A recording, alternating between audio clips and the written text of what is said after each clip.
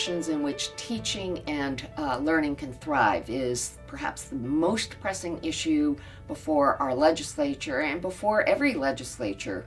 We have an issue where our modes of teaching are not prepared for 21st century ways of knowing and doing and working. We will continue to be behind unless we upskill our educators and give them the tools that they need to be able to teach students in this 21st century environment. That means we have to rethink how we do school, when we do school, where we do school, and what does learning actually look like.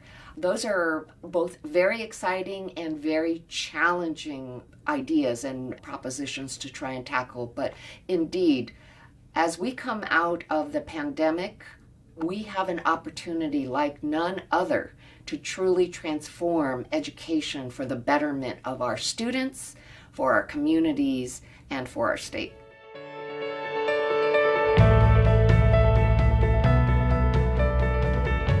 I think one of the most pressing issues that our students and our staff are facing coming out of the pandemic is really the issue of social emotional well-being.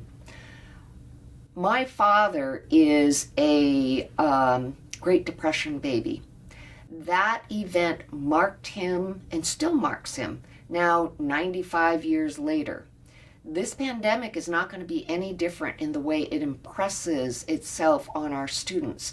We have to be able to not only deliver them just-in-time services that address their mental and emotional well-being, we also have to equip them with the knowledge and the tools to be able to self-support their future as they continue to grapple with the residuals of this pandemic.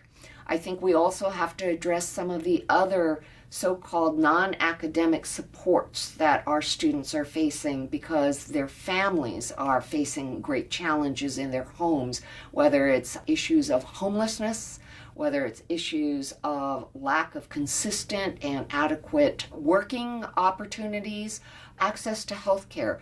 These are all the kinds of issues that are not directly impacted by our educators, but that certainly affects the way that our students are able to concentrate in schools.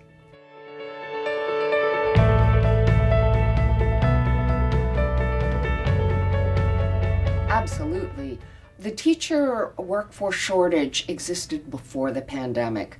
The pandemic really only exacerbated a future that we could see. The average age of the workforce is, not surprisingly, in the baby boomer generation, and we have not done a good enough job to expand the pipeline to get people into the teaching profession. So we are trying to address that in multiple ways. I think the other thing is that the challenge of teaching through a pandemic was like no other experience that we foisted upon our educators, where they were trying to teach in ways that they had not been prepared for through these little lenses to students that they couldn't often see or engage in a real hands-on, interactive fashion.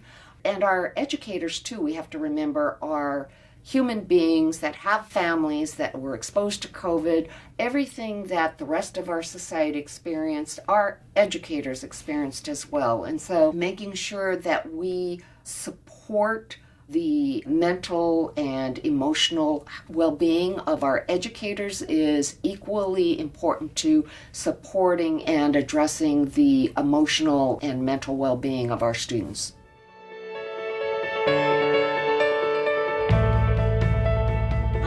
Really excited about all of the good work that's taking place in the special education arena, mostly because I'm the daughter of a special education teacher, and my mother was part of the generation of teachers that was at the vanguard of deinstitutionalizing special education students and bringing them into their neighborhood schools and classrooms in a movement that was called mainstreaming.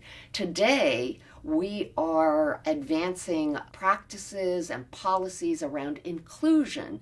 So whereas my mother's generation brought students into the same schools as regular general education students, they still kept them in segregated classrooms.